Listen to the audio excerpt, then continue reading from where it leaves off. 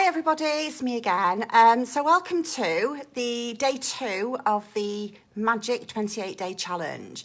So I'm going to re-record this video just for ease really, because I understand a number of people aren't able to access day 2's video within the group.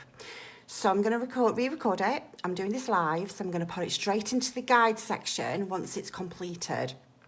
So hopefully that will erase any problems that people have been having.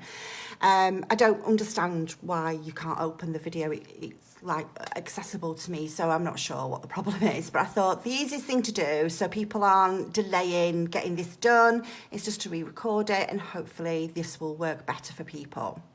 So day 2 is all about the magic rock. So if you've read up to the day 2 challenge in the section, I'm not here to read the book for you, I'm just here to summarise really. If you've read up to that, which was part of yesterday's challenge, was to sort of prepare yourself for today's challenge by going and finding a magic rock. So I've had a couple of questions about this to find out, well, what kind of rock do we need to use? What if I can't find a rock? Can I use this instead? There is no kind of right or wrong here for me. I mean, the magic rock is a symbol, actually, and it's about intention. It's about the intention you're putting behind this. So whatever works easiest for you will work. It's not, don't overthink this. It's all about the intention you're putting behind the object as opposed to the object itself. It was a rock in the original film, The Secret, and I think it was based on a story that somebody said. But I genuinely don't think that if you can't find a rock and you need to use something else instead of a rock, that's going to work just as well for you, right? It's about the intention and the spirit behind it. So, all that being said, my rock is an amethyst. I use that because I generally keep these in my bedroom anyway. They're very good calming energies and they're good for sleep. So I love an amethyst rock. And now mine isn't smooth as what is recommended. Mine's quite jaggedy, but I like it and I like the way it feels and I like the way I don't know. I like holding it in the palm of my hand and it feels really good to me. So this is my ideal rock. So what you're doing with this rock is you're putting it on your bedside in a place where you can see it when you wake up or before you go to bed. And what you're going to be doing is you're holding the rock in your hand and giving thanks and for the best thing that happened that day. So first of all, you're reflecting on what's happened in that day.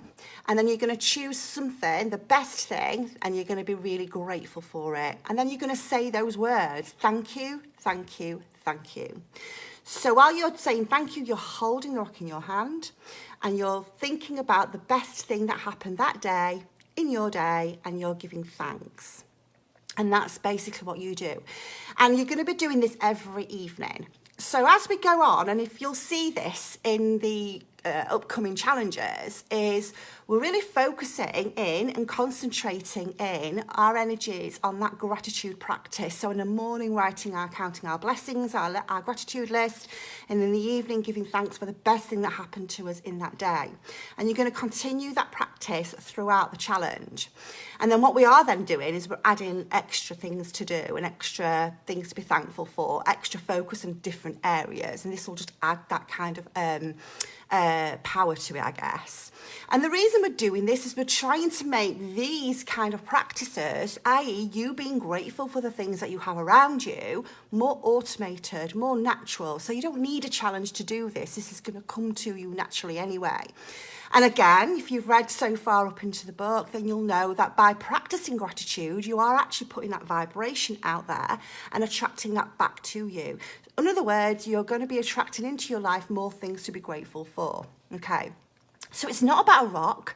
It's not about writing a list of 10 things specifically. It's about the intention behind it, okay? And getting yourself into a practice where this feels normal and natural. So for example, if you've been struggling to think of 10 things to count your blessings, and that can be a struggle for some people, right?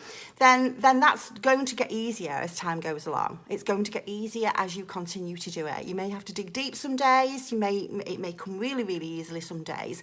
But that practice of looking for things to be grateful for is going to come much more naturally, and you're going to feel much more comfortable and less contrived around that. Okay, so don't worry if it feels a bit off now. It hopefully won't as you go through the challenge. So I hope that's clear. The PDF attached to this day's task is actually in the guide section. So you should be in Empowering Minds group, and in the guide section, if you click to the top of the screen in the group, you've got different tabs. You may even have two drop down tabs, but in different tabs you'll have one that says guides. And then if you scroll down to guide number 6, all of the things around the 28-day challenge are contained within guide number 6. And this video will be posted in there shortly. I'm going to remove the previous one because if people can't open it or access it, then there's pointless it being there. I don't want to confuse anybody. But I've checked all the PDFs and you're able to open those. So you can click on those. That has the task sort of typed out on there just to make it a little bit easier, and also space for you to write your 10 blessings. So let me know how you get on, guys. Show me pictures of your rocks. That would be wonderful to see. Keep this going so that people can feel motivated to keep going too.